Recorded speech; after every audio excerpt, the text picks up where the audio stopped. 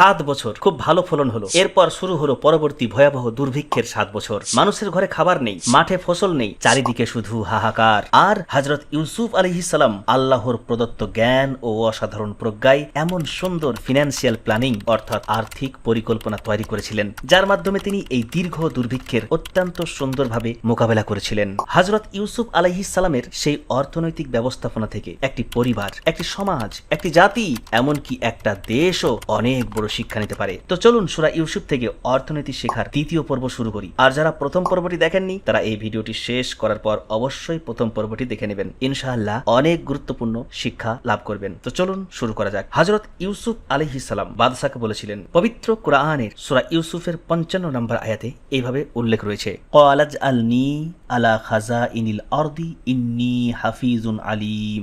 আমাকে দেশের ভান্ডারসমূহের দায়িত্ব দিন, নিশ্চয় আমি উত্তম রক্ষক এবং জ্ঞান সম্পন্ন।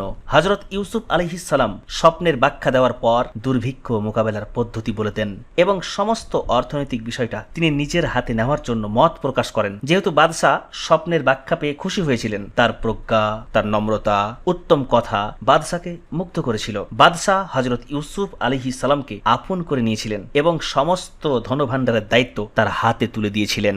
একটু চিন্তা করুন, 7 বছর ভয়াবহ দুর্ভিক্ষ, লক্ষ লক্ষ মানুষের খাবার ম্যানেজ করতে হবে। একটু ভুল হিসাব হলে গুদামের শস্য 7 বছর চলবে না, মানুষ না খেয়ে মারা যেতে পারে, কালো বাজারে শুরু হতে পারে, ধনী মানুষ বেশি খাদ্য কিনে জমিয়ে রাখতে পারে। দায়িত্বটা খুব কঠিন ছিল, সবার দ্বারা পরিচালনা করা সম্ভব হতো না। তাই আল্লাহর ইচ্ছায় তিনি নিজে দায়িত্ব চেয়ে গ্রহণ করেন। তিনি আল্লাহর নবী, তিনি ভালো করে বুঝেছিলেন মিশরে এই দুর্ভিক্ষের মোকাবেলা করার জন্য যোগ্য মানুষ নেই। দায়িত্ব গ্রহণ করার পরে তিনি মিশরের মানুষকে একটি সুপরিকল্পিত খাদ্য সংরক্ষণ নীতি দেন। পবিত্র কোরআনে এইভাবে এসেছে, সে বলল, তোমরা 7 বছর একাধারে চাষাবাদ করবে, অতঃপর যে শস্য কেটে ঘরে তুলবে তার মধ্যে থেকে যে সামান্য পরিমাণ খাবে সেগুলো ছাড়া সব শীষের মধ্যে রেখে দেবে। এভাবে 7 বছর ধরে বিপুল পরিমাণ খাদ্যশস্য পরিকল্পিতভাবে সংরক্ষণ করা হয়। শস্য নষ্ট হওয়া থেকে রক্ষা করার জন্য তা শীষের মধ্যেই রেখে দেওয়ার নির্দেশ দেওয়া হয়। ভবিষ্যতের 7 বছরের দুর্ভিক্ষ মোকাবেলা করার জন্য তৈরি হচ্ছিল এক বিশাল খাদ্য নিরাপত্তা ব্যবস্থা। তারপর শুরু হয় দুর্ভিক্ষের 7 বছর। মিশর সহ আশেপাশের চতুর্দিকে দুর্ভিক্ষের কালো ছায়া ছড়িয়ে পড়ে। তখন বিভিন্ন অঞ্চল থেকে মানুষ হযরত ইউসুফ আলাইহিস সালামের কাছে আসে খাদ্য সংগ্রহের জন্য। তারা শুনেছিল তিনি অল্প মূল্যের বিনিময়ে খাদ্য প্রদান করছেন। কেনানে হযরত ইয়াকুব আলাইহিস সালাম অর্থাৎ ইউসুফ আলাইহিস সালামের বাবা 10 জন পুত্রকে পাঠান খাদ্য সংগ্রহের জন্য। এই কথাগুলো আমি প্রথম পর্বে সুন্দরভাবে আলোচনা করেছি এবং খুবই সুন্দর শিক্ষা সেখানে তুলে ধরেছি, ওটা কিন্তু অবশ্যই দেখবেন, মিস করবেন না। প্রিয় দর্শক মণ্ডলী, হযরত ইউসুফ আলাইহিস সালাম খুব দক্ষতার সঙ্গে রাজ্যের অর্থনৈতিক বিষয়টা লক্ষ্য রাখার পাশাপাশি জনসাধারণকে ইনসাফের সাথে শস্য দানা দিয়ে প্রয়োজন মিটিয়েছেন। যার যেমন খুশি নিয়ে যাবে এমন নয়, তিনি খুব সুন্দর সিস্টেম তৈরি করেছিলেন। ধনী আসলে যতটা পাবে, গরিব আসলেও ততটা পাবে। যদি এমন না হতো তাহলে প্রথম বছরই গোদাম খালি হয়ে যেত। এখন একটু অর্থনৈতিকভাবে চিন্তা করুন, যদি কোনো নিয়ন্ত্রণ ছাড়াই যার যত ইচ্ছা খাদ্য নিয়ে যাওয়ার সুযোগ থাকতো তাহলে কি হতো? ধনী ও প্রভাবশালীরা বেশি খাদ্য সংগ্রহ করতে পারত, কালো বাজারে তৈরি করতে পারত এবং অল্প সময়ের মধ্যেই খাদ্য ভাণ্ডার শেষ করে দিত। আবার যদি সীমাহীনভাবে বিনামূল্যে বিতরণ করা হতো তাহলে অপচয় হতো, কেউ ইচ্ছাকৃতভাবে বেশি সংরক্ষণ করে নিত, রাজকোষ খালি হয়ে যেত, রাষ্ট্র অর্থনৈতিকভাবে দুর্বল হয়ে যেত। কিন্তু দেখুন হযরত ইউসুফ আলাইহিস সালাম কত সুন্দর সিস্টেম তৈরি করেছিলেন। এই সুন্দর সিস্টেমের মাধ্যমে তিনি এই যে দুর্ভিক্ষর সময়টা কাটিয়েছিলেন, এর ফলে সকলেই শান্তিপূর্ণভাবে জীবন অতিবাহিত করতে পেরেছিল। সংকটকালীন সময়ে খাদ্য বিনামূল্যে বিতরণ না করে পণ্যের মূল্যের বিনিময়ে শৃঙ্খলভাবে বিতরণের নীতি গ্রহণ করা হয়েছিল। এখানে আরো একটি গুরুত্বপূর্ণ বিষয় লক্ষ্য করুন। তাফসিরের বর্ণনা অনুযায়ী মিশরের স্থানীয় মানুষের প্রয়োজনীয় শস্যদানা শীষের মধ্যে রেখেই সংরক্ষণের ব্যবস্থা করা হয়েছিল। অর্থাৎ যারা 7 বছরের পরিকল্পনা অনুযায়ী খাদ্য সংরক্ষণ করেছিল, দুর্ভিক্ষের সময় তারা সেই দূরদর্শী পরিকল্পনার সুফল পেয়েছিল। আর আশেপাশের অঞ্চল থেকে খাদ্য নিতে আসা মানুষের জন্য তৈরি করা হয়েছিল নিয়ন্ত্রিতভাবে খাদ্য সংগ্রহের ব্যবস্থা এবং তার জন্য মূল্য নেওয়া হতো। এর অর্থ এটা ছিল না যে যে যত মূল্য দিবে সে তত শস্যদানা পাবে, না, একটা মানুষকে একটা পরিমাণ নির্ধারণ করা হয়েছিল, ততটাই দেওয়া হবে, যতই টাকা দেখ তাকে আর এক্সট্রা দেওয়া হবে না। দুর্ভিক্ষের সময় হযরত ইউসুফ আলাইহিস সালাম নিজে পেট ভরে খেতেন না, বাদশা এবং সংশ্লিষ্ট লোকেরা দিনের মাঝে একবার খাবার খেতেন, তবে মানুষদের পেট পুরে খাবারের ব্যবস্থা তিনি করে দিতেন। তাফসিরে ইবনে কাসিরের মধ্যে এই বর্ণনা পাওয়া যায়। প্রিয় দর্শক মণ্ডলী, তবে এই বর্ণনার মধ্যে নেতৃত্বের একটি অসাধারণ শিক্ষা রয়েছে। একদিকে মানুষ না খেয়ে থাকবে আর নেতা আরামে বসে খাবে, এটা হয়? এটা নেতার কাজ নয়। ইউসুফ আলাইহিস সালাম এইরকম করেননি, তার নেতৃত্ব এমন ছিল না। তাহলে যে সমস্ত মুসলিম নেতৃত্বরা মুসলমান দাবি করে নেতা সেজে বসে আছে, ঠান্ডা ঘরে বসে বিভিন্ন ছক কষে নিজেদের ফায়দার জন্য জনসাধারণকে সমস্যায় ফেলে দিচ্ছে, তারা প্রকৃতপক্ষে নেতা নয়, বরং মানুষদের জন্য বড় বিপদ। একজন সত্যকার নেতা মানুষের কষ্টকে নিজের জীবনে অনুভব করে, কারণ তারা সব সময় ভাবে আমি সকলের নেতৃত্বের দায়িত্ব নিয়েছি, এখন কেউ যদি আমার নেতৃত্বকালে কষ্ট পেয়ে যায়, বিপদে পড়ে, তাহলে এর জবাবদিহি আমাকে করতে হবে। একজন সৎ নেতা সর্বদাই এটা ভাবে, যেমন হযরত আবু বকর, ওমর, উসমান, আলী রাদিয়াল্লাহু তাআলা আনহুম আজমাইনরা ভেবেছিলেন। তাদের শাসন ব্যবস্থার সময়টা পড়লে আপনার চোখ শীতল হয়ে যাবে। প্রিয় দর্শক মণ্ডলী, দুর্ভিক্ষের প্রথম বছরে মানুষের খাদ্যের বিনিময়ে নগদ অর্থ প্রদান করত, অর্থ দিয়ে খাদ্য নিত। এরপর এমন একটা সময় আসলো মানুষের কাছে স্বর্ণ মুদ্রা, রূপ মুদ্রা ফুরিয়ে যেতে লাগলো। তখন তারা অলংকার এবং মূল্যবান সম্পদের বিনিময়ে খাদ্য নিতে শুরু করলো। এটাও যখন শেষ হয়ে গেল, তখন তারা পশু এবং অন্যান্য মূল্যবান সম্পদ দিয়ে খাদ্য শস্য নিতে শুরু করলো। একটু চিন্তা করুন, আপনার কাছে সোনা আছে কিন্তু খাবার নেই, আপনার কাছে অর্থ আছে কিন্তু খাবার নেই, আপনার জমি আছে কিন্তু ফসল নেই, তখন অর্থনীতির আসল সত্য সামনে চলে আসবে। এই জাতীয় দুর্ভিক্ষ মানুষকে ধ্বংস করার জন্য যথেষ্ট। বর্তমানে আল্লাহর রহমতে আমরা অনেক ভালো আছি, তারপরেও কেন মানুষ আল্লাহর প্রেমে পাগল হয়ে ইবাদত বান্দেগিতে মগ্ন হয় না? কেন মানুষ আল্লাহকে ভুলে যায়? ভাবতে অবাক লাগে। প্রিয় দর্শক, টাকা নিজে সম্পদ নয়, টাকা হলো সম্পদ পাওয়ার একটি মাধ্যম। আপনার ব্যাংকে 1 কোটি টাকা থাকতে পারে, কিন্তু যদি পৃথিবীতে 1 কেজি চালও বিক্রি না হয়, আপনার এই কোটি টাকা আপনাকে বাঁচাতে পারবে না। এই কারণেই খাদ্য নিরাপত্তা এত গুরুত্বপূর্ণ। এবং যারা কৃষি কাজের সঙ্গে যুক্ত, তাদের সুবিধার কথা মাথায় রেখে তাদের সব রকমের সুবিধা প্রদান করা উচিত। ফসলের সঠিক মূল্য, সার ও বিষের দাম কম রাখা, ভালো ফসল উৎপাদনের জন্য ট্রেনিং ইত্যাদি বিষয়ে লক্ষ্য রাখা, এটা সরকারের দায়িত্ব। সেই সময় পরিস্থিতি এমন পর্যায়ে পৌঁছেছিল যে মানুষের সম্পদ রাষ্ট্রের নিয়ন্ত্রণে চলে আসে। এমনকি মানুষ খাদ্যের জন্য নিজেকে দাসের শিকলে বেঁধেছিল, মানে খাদ্যশস্য ক্রয় করার মতো কোনো কিছুই ছিল না, তখন নিজেদেরকে নিজে গোলাম বানিয়ে ফেলেছিল। এরপর হযরত ইউসুফ আলাইহিস সালামের একটি বক্তব্য বর্ণিত হয়েছে, আমি তাদের খোদা থেকে বাঁচিয়েছি, তাদের দাস বানানোর জন্য নয়। আমি আল্লাহর রহমতে তাদের বিপদ থেকে রক্ষা করেছি, তাদের উপর আর এক বিপদ চাপিয়ে দেওয়ার জন্য নয়। এরপর সেই বর্ণনা অনুযায়ী তিনি মিশরের মানুষকে মুক্ত করে দেন এবং তাদের সম্পদ ফিরিয়ে দেন।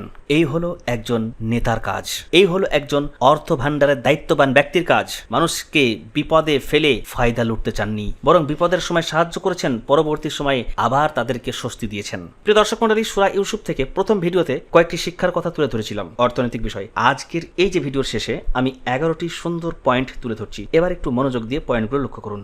1 নম্বর, সংকটের সময় সম্পদের সঠিক বন্টন সবচেয়ে গুরুত্বপূর্ণ। এমন একটা পরিস্থিতির শিকার হয়েছেন, আপনার কাছে কিছু সম্পদ রয়েছে, তবে অতিরিক্ত উপার্জন নেই। সেই সময় যতটা রয়েছে সেটাকে খুব সুন্দরভাবে সঠিকভাবে বন্টন করতে হবে। আপনি যদি দেশের দায়িত্ব থাকেন তাহলে সেই হিসাবে আপনি করবেন, আপনি যদি একটা সমাজের দায়িত্বে থাকেন সেই হিসাবে করবেন, কিন্তু পরিবারের দায়িত্বে তো প্রায় সকলেই আছেন। প্রত্যেক অভিভাবকের জন্য কাজে লাগবে। যখন উপার্জন কম, সেই সময় যেটা আছে সেটাকে খুব সুন্দরভাবে বন্টন করুন। আছে বলেই সব একদিনে শেষ করে দিলে পরবর্তীতে মানুষের কাছে হাত পাততে হবে। সেজন্য ফিনান্সিয়াল প্ল্যানিং খুব সুন্দরভাবে করতে হবে। 2 নম্বর, সঠিক মানুষের কাছে সঠিক পরিমাণ পৌঁছানো জরুরি। আমি এখানে বারবার কেউ দেশের দায়িত্বে আছেন, কেউ সমাজের দায়িত্বে আছেন, কেউ পরিবারের দায়িত্বে আছেন, এই কথাটা বলবো না। আমি সাধারণভাবে বলে দেবো, যে যেমন জায়গায় আছেন মিলিয়ে নেবেন। একজন মানুষের যতটা হক ততটা পরিমাণ টাকা দিতে হবে, কখনো হক নষ্ট করা যাবে না। এই কথাটা এখান থেকে শিখতে হবে। একটা দেশের অর্থমন্ত্রী যদি কাছের মানুষগুলোকে বেশি দেয়, প্রভাবশালীগুলোকে বেশি সাহায্য করে, গরিবের কথা ভুলে যায়, তাহলে কিন্তু হবে না। যে যেটার হকদার তার কাছে সেটা পৌঁছাতে হবে। 3 নম্বর, ভালো সময়েই খারাপ সময়ের প্রস্তুতি নিতে হবে। দুর্ভিক্ষ শুরু হওয়ার পরে হযরত ইউসুফ আলাইহিস সালাম পরিকল্পনা করেননি, বরং 7 বছর আগেই প্রস্তুতি শুরু করেছিলেন। 7 বছরের প্রস্তুতি, 7 বছরের মোকাবেলা।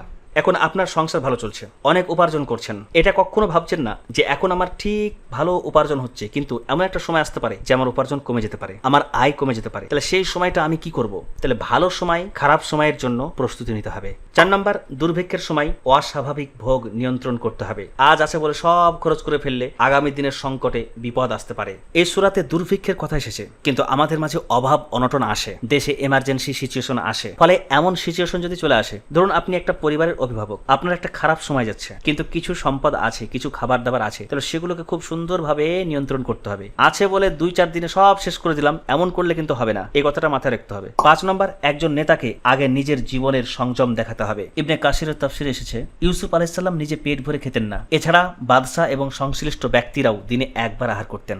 তাহলে যে নেতা হবে, যে নেতৃত্ব দেবে, দেশের সমস্যার সময়তে সে মানুষের সমস্যাটা ফিল করবে, সে মানুষকে একটু স্বস্তি দেওয়ার চেষ্টা করবে, নিজে কষ্ট করে থাকবে, মানুষ না খেয়ে থাকলে সে নিজেও না খেয়ে থাকার এই কষ্টটা অনুভব করবে, তবে হবে সে নেতা। 6 নম্বর, দুর্নীতি বন্ধ করতে শুধু ভালো মানুষ নয়, ভালো সিস্টেম দরকার। অর্থ খরচ করার সময়তে দেখতে হবে সেখানে যেন দুর্নীতি না হয়। এমন একটা জায়গায় বা এমন একটা মানুষের মাধ্যমে অর্থ খরচ করা হচ্ছে, সেই মানুষটা সেই অর্থের মধ্যে অর্ধেক রেখে অর্ধেক টাকা দিয়ে কাজ কমপ্লিট করছে, মানে 2 নম্বরই করছে, তার মধ্যে দুর্নীতি করছে, খারাপ জিনিস দিয়ে আপনার কাছে সম্পূর্ণ টাকা নিচ্ছে। তো এই যে দুর্নীতি হচ্ছে, এটা বন্ধ করতে হবে সঠিক সিস্টেমের মাধ্যমে। এমন সিস্টেম তৈরি করতে হবে যাতে করে দুর্নীতি করার কোনো উপায় না থাকে। এখানে অনেক উদাহরণ দেওয়া যেতে পারে, ভিডিও লম্বা হয়ে যাচ্ছে, সেজন্য আমি শুধু সংক্ষেপে কথা বলে যাচ্ছি। 7 নম্বর, খাদ্য নিরাপত্তা একটি জাতীয় অর্থনৈতিক নিরাপত্তার ভিত্তি। ব্যাংকে টাকা থাকলেই একটি দেশ নিরাপদ নয়। মানুষের মৌলিক প্রয়োজনীয় পণ্যের সরবরাহ নিশ্চিত করাও জরুরি, কারণ মানুষ তাদেরকে দায়িত্ব দিয়েছে, তাদের প্রত্যেকের উচিত সঠিকভাবে দায়িত্ব পালন করা।